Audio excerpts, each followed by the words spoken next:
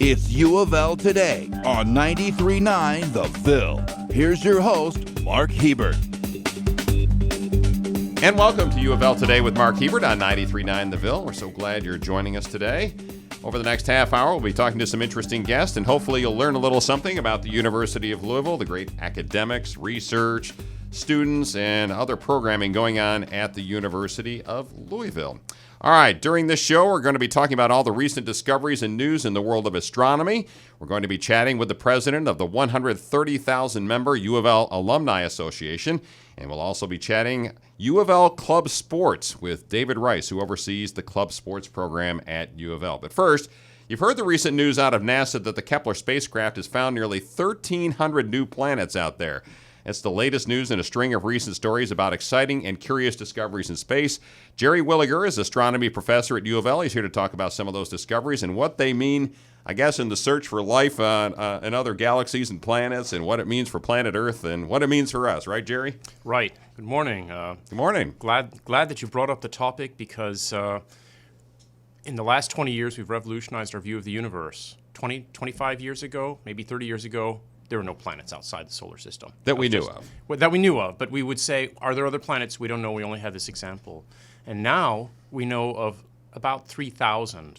And it's amazing. It's one of these exponential curves growing up.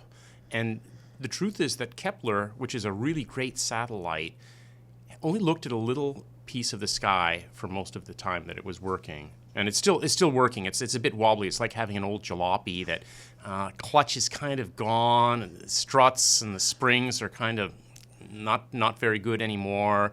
Second gear isn't so good, but it still gets you there. And so what it does is it stares at a spot in the sky, and it looks at stars every 30 minutes. And so it looks for a little periodic dimming. And when that dimming happens, if it's very regular, if it's the same percentage of dimming at all wavelengths of light, then we think that that's because an object is passing in front of the star. Now, this happens in our own solar system all the time. And we think that's a planet, though, right? We think that's a planet. And back up just a tad, the Kepler spacecraft, where is it now? It's in solar orbit, actually. But where? Where is it out in space? It's roughly in the similar orbit to Earth, but it's drifting farther and farther away because our planet is bright in... It's a bright light source. So it had to get away from the Earth to take good pictures, That's right. We want to get as far away from Earth as possible. There are other satellites that do this. The Spitzer Space Telescope is also in a solar orbit because it wants to get as far away from Earth as possible. So what does it mean that the Kepler, this news came out, and everybody was all excited. The Kepler has found nearly 1,300 new planets out there somewhere. What does that mean for us? That's a 60% increase in the number of planets over the last few years or something that we now know about? Well, scientists are very, very conservative because we know that whenever we announce anything, people will look at it, and that's good. But if we make a mistake, it'll be a really big mistake. So we don't like to do that. So we like to be very, very careful. So we use tried and true methods. This transit method, for example, we've been observing Mercury and Venus transiting in front of our own sun for a few centuries. Mercury went in front of the sun last week, but it was cloudy in a lot of the U.S., so people didn't see it. But now we're doing it on an industrial scale, and this is the common thing in science. You take a phenomenon you've seen, and then you multiply it up by a factor of 1,000 or something like that. So now, instead of having our own solar system, we have these thousands of planets, but we've only looked at something like a postage stamp on the sky. So if you multiply that up by all the planets that probably are there, if we had 1,000 Kepler satellites or 10,000 Kepler satellites, and we had lots of time and they didn't break, then we would be discovering millions of planets. And if there are millions of planets, they come in all shapes and sizes. They're like people. You have big ones, small ones, hot ones, cold ones, wet ones, dry ones, and so on. But the only things that we know when we observe a planet with something like Kepler plus some ground-based support, you always have to have ground-based backup to check things. We know the planet's size. In the best possible situation, we know the planet's size, we know the planet's mass, we know the size and the mass, we know the density. So is it made out of ice? Is it made out of rock? And then we know the distance from its star, and we can calculate how warm it should be. And that's it. That's really it. So then we speculate, don't we? The guys like me who aren't astronomers like Jerry Williger from the University of Louisville, who we're talking to here, guys like me say, ooh, well, does that mean there's alien guys running around on some of or could be some folks like us on some planets out there or life on some of these planets? And if you read some of the material, some of the stories said that I think scientists and some of the astronomers thought maybe 6 to 8 of these planets, based on what we know, could have life on them. Is that... Right, they're called Goldilocks planets because of Goldilocks and the Three Bears. They're not too hot, they're not too cold, they're not too hard, they're not too soft. And that's great, but in order to find out if they really have, we're interested in life, no bones about it. NASA wants to find life. We want to find the first space aliens. That's really hard. Although you can tell, we've observed one planet with life for a long time, and that's right here.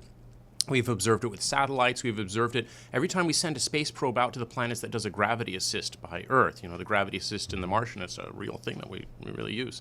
Then we use Earth as a test object to test all the cameras and all the instruments and spectrographs and things like that. And we look at Earth and we say, what do we see from space that tells us that life is here? Things like oxygen, which is something that's also in the news. Mm-hmm. We can see the colors of the planet. We can see that there's water here. Let's see, oxygen, water. There's a color to chlorophyll. It's green. And so if we would see chlorophyll on another planet, that would be a lock. Chlorophyll is a very there is life. Organic molecule. That would tell you there is life for sure on that planet. Absolutely, yes. Now, do aliens use chlorophyll? We don't know. It works here. But you have 1,000 or 10,000 or millions of other planets. They might develop other Maybe other they're just pathways. growing nice orchids on That's their planet, right. and that's what use That's the chlorophyll right. there. But we do find a few things that are the same all over the universe. So things like the most common elements in the universe are hydrogen and helium. That's 99% of the universe is hydrogen and helium, fine. And then you have carbon, nitrogen, and oxygen. Now, carbon, nitrogen, oxygen, and hydrogen make organic molecules, hydrocarbons, things like the molecules in our bodies. Right. So this is an exciting discovery to find to keep finding these new planets out there, big and numbers. And it raises the whole specter that there may be life out there, or the chances of there being life out there are getting greater and greater. Right, big numbers, so it's probable. But to find out the details, we need something more than Kepler. Yeah. And we're building them, or we're proposing them.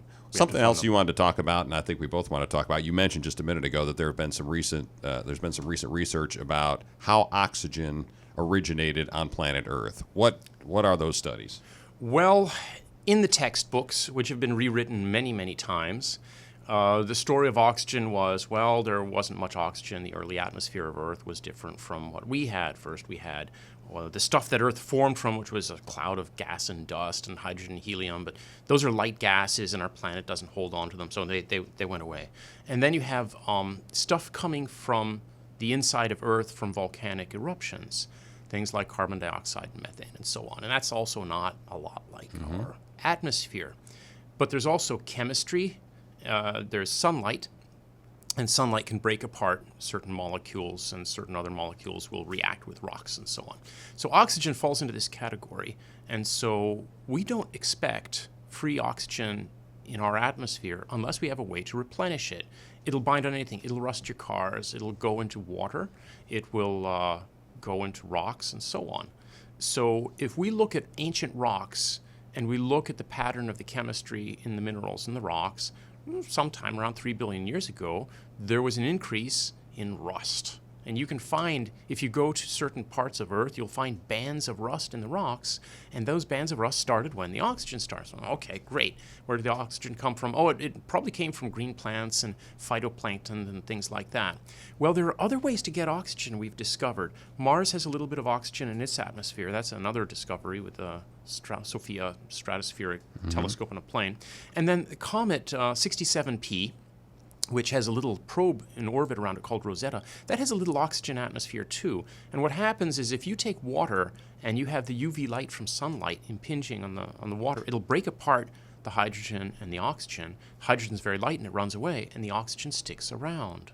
So there's a little bit of oxygen on this comet, and there are no phytoplankton there.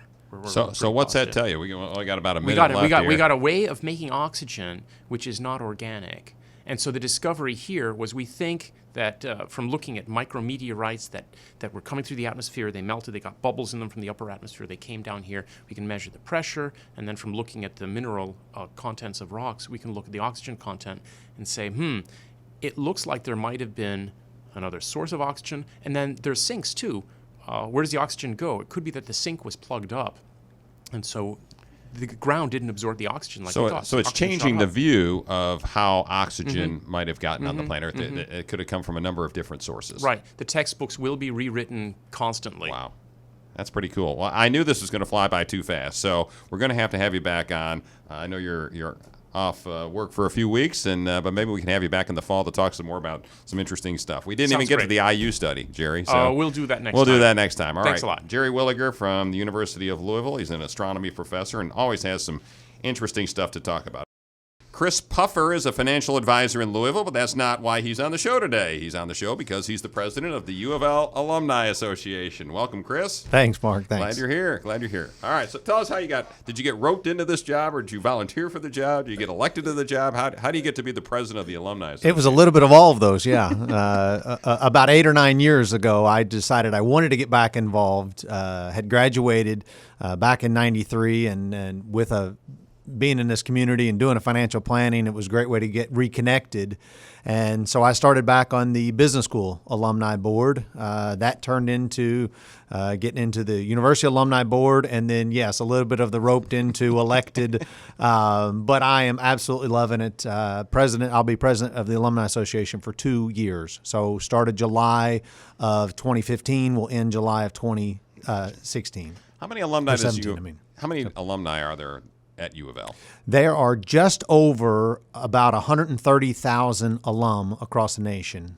And how many in the Louisville area, ballpark? There's about probably 60% of them in the Kentucky, in okay. Louisville and Kentucky. And the vast majority of them, Jefferson County. Gotcha. So 70,000 or so in Kentucky, and probably the majority of those in Jefferson County. So Correct. Probably talk 40, 50,000, something like that. Yes. I gotcha. What's the difference with the Alumni Association now as what it was, say, 10, 15 years ago? What would you say? A couple of major things. The Alumni Association has grown substantially, not only in the scope of what they're doing, but in the activities around what they're doing.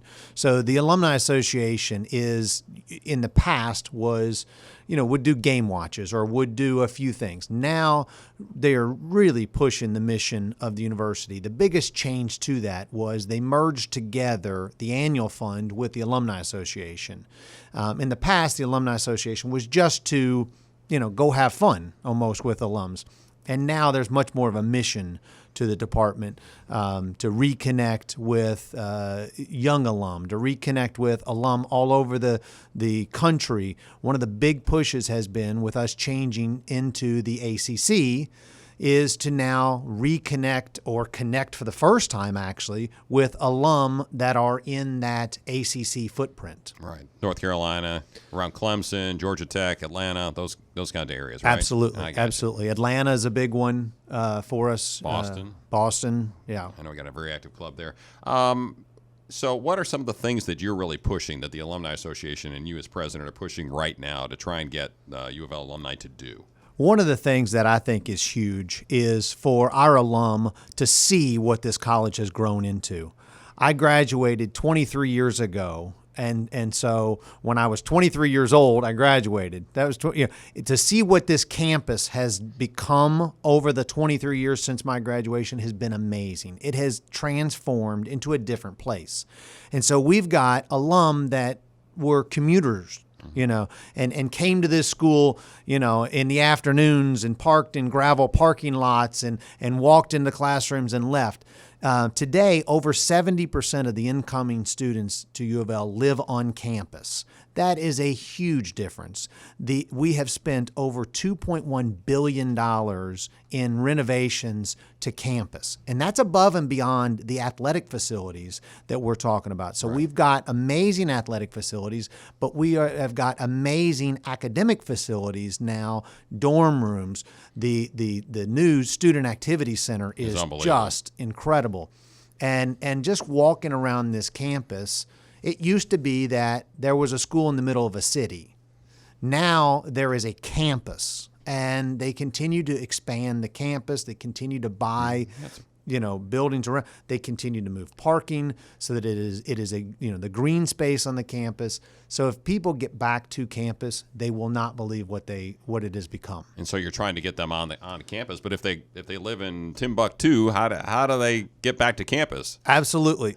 They actually created, or university created it. You just go to louisville.edu, go to choose a campus, click on the Belknap campus, and click on the launch a virtual tour. You can take a virtual tour right through campus, guided by some of our students, talking about the new research. A couple of the things, people remember the quad. Well, now they have the new quad.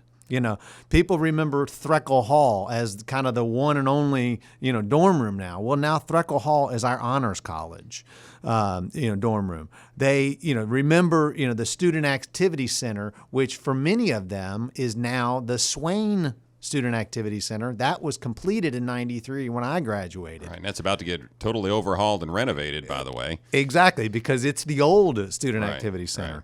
Right. Things like the Ville Grill, Cardinal Town, community park with suite style living there, the complete overhaul of the Ekstrom Library. And you think if alumni see this, what will they do? Are they more likely to be connected back to the University of Louisville? I just think that anytime you can see the success and the growth of your institution, you will be connected back to it. Coming back to this campus brings back a lot of wonderful memories for a lot of people, but it does that pride of the success of what's going on.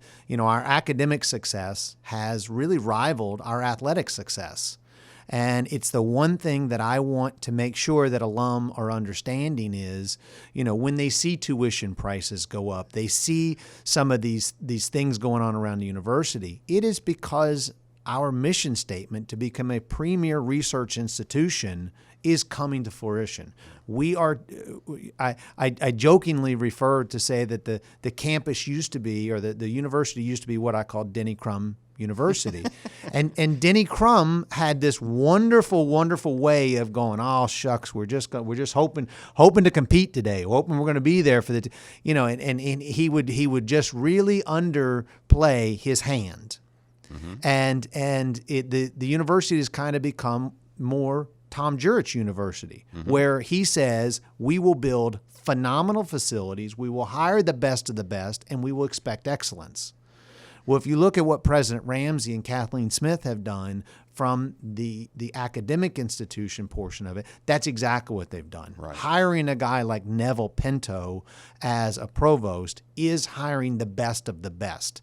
And so we've gone out as a university, and we are now competing with the Georgia Techs, the Dukes, the Boston Colleges, the North Carolinas, the Virginias of the world academically. Right. We got about less than a minute left here with Chris Puffer, who's the head of the Alumni Association. I'd be remiss if I didn't ask you, what are a couple of the big events that the alumni have coming up in the next few months? Without question, the number one thing I want alums to do is go to UofLalumni.org. You can see all of the events on that, and so it's terrific. We do the first Tuesday of each month, we do Tuesday happy hours. So there's a happy hour series. We have Women in Leadership series, which June 11th, we've got a Women in Leadership series. Young alumni workshops coming up. We've got professional networking and series. And as a matter of fact, we're already starting to look ahead into football season. Homecoming week. Homecoming is October 22nd against NC State. We've got an alumni golf scramble, all sorts of stuff. So go to UofLalumni.org. And before we wrap it up, I want LouisvilleAlumni.org, and I want everybody to realize they're going to Clemson again this year with the Alumni Association. So sign up for that. Trust me. I've been there. Trust me. You want to go on that trip. All right. Absolutely. Chris Puffer, the president of the UofL Alumni Association nationwide. Thanks for being on the show. Appreciate it. Well, y'all know about all of the U of L teams who play other colleges and universities in sports, right? Well, maybe not.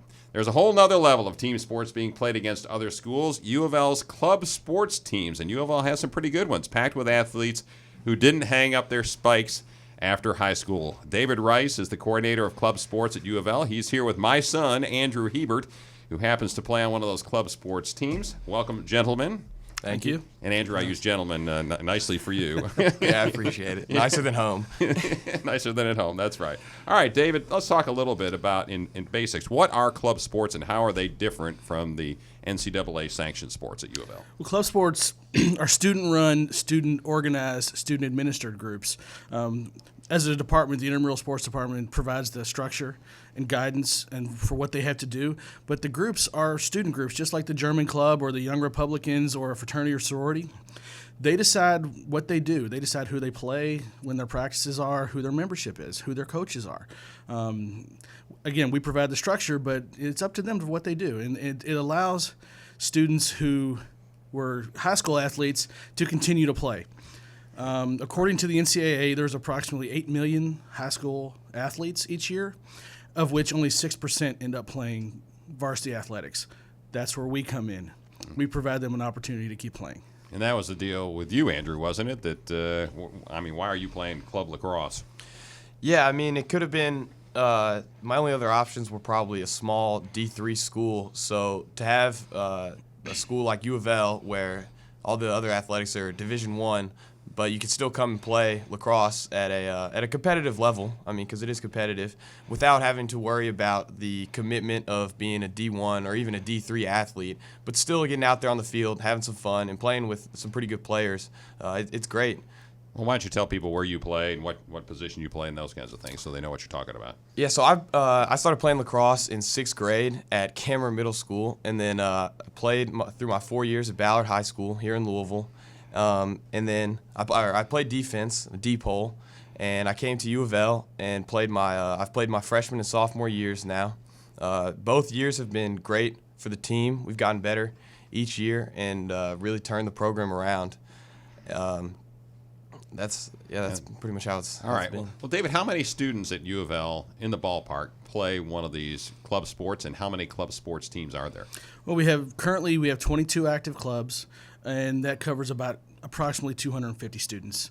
Some of the clubs are larger, obviously. Some of the competitive teams have 30-plus members, and some of the smaller clubs might have only 5. And like what? What are some of the sports that U of L has club sports in? We have 15 competitive clubs ranging from men's rugby, men's and women's lacrosse, ice hockey, ultimate frisbee. And then we have we have instructional sports, taekwondo, fencing, aikido, kempo, badminton, and we have one social club, which is tabletop gaming. So you have it runs the gamut on what you have. Correct. Does U of L have sports that are club sports that they also play on the NCAA level? In other words, do we have a club baseball team or a club football team? We do have a club baseball team. We don't have a club football team. Okay. But it's not NCAA level. It's collegiate club. Okay, well, that's what I'm saying. But so there are, a lot of players that come to U of L obviously can't play for the baseball team. They're not good enough, but they do go form the club team and play. Who they play?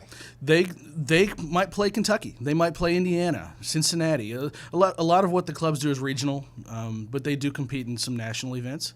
Our club lacrosse team, they won their conference tournament a couple weeks ago, and they had the opportunity, if they wanted to advance to the regional tournament. The regional tournament was on Derby Day. I was going to get Andrew to talk about that here in a minute. The club decided that they would rather go to Derby instead of the regional tournament. That was their decision.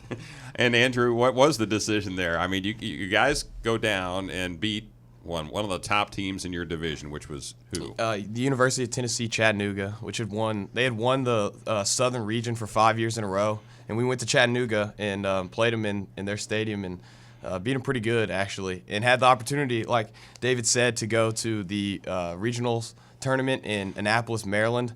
But it fell on that Saturday and Sunday of Derby week, and most of our players are from the city of Louisville, so we got to hold true to our roots there, and we chose to celebrate. They're lacrosse players, but they're also college students. So you passed up the chance to go for a national championship in favor of partying on Derby weekend. That's the bottom line, right? Yeah, that's pretty much how it went.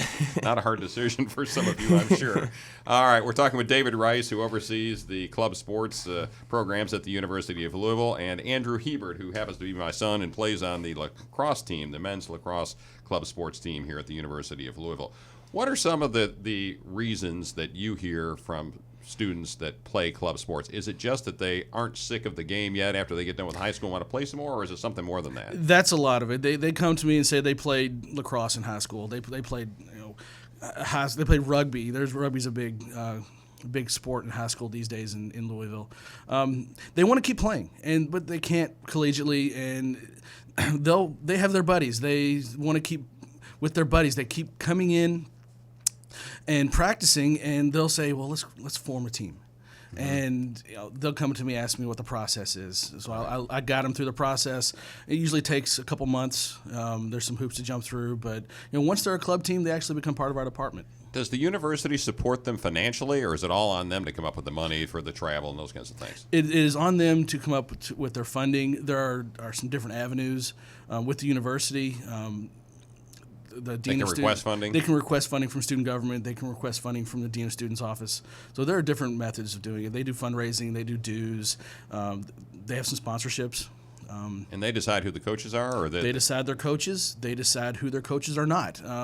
If someone is not going to be a coach anymore, they decide that. Okay. They hire their own coaches, but it's all volunteer. The coaches aren't paid.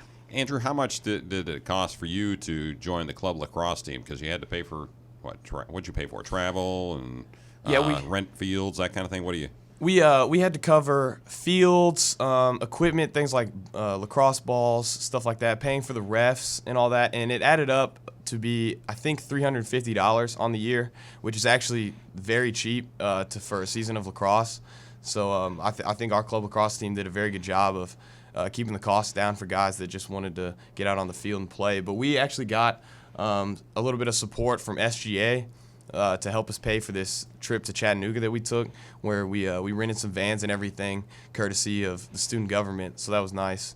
Okay, so and that was SGA, student government, just so you know. One of the things that we've noticed over the years is students come to UofL and they'll want to keep playing lacrosse, ice hockey, their chosen sport, or they could play in a D3 school collegiately. Well, that D3 school might cost $45,000. Well, it obviously doesn't cost quite as much to go to school at UofL, and they can keep playing. Well, that was Andrew's decision right there. He gets free tuition through Dad working at the university. Wasn't a close call, was it, Andrew? No, not at all. Not at all. So he decided not to do that. You should mention the hockey team because they had a really good season, did they not, David? Tell us about that. The ice hockey team played a full schedule of 40 games this year. That's unbelievable. It is unbelievable. The job they do is incredible. Coach Graham, he runs that team like a minor league hockey team, and he does a great job. This year they won their conference championship for the second consecutive year. And is there a national championship in club hockey? There is, but they didn't qualify for it. They had their record wasn't good enough. The record wasn't good enough. But they didn't play in a good enough conference. They didn't play in the Minnesota Great Lakes Conference or something.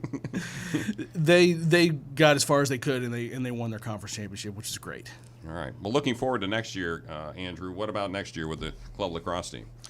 Well, next year we're hoping to do exactly what we did this year, which is win the Southern region again.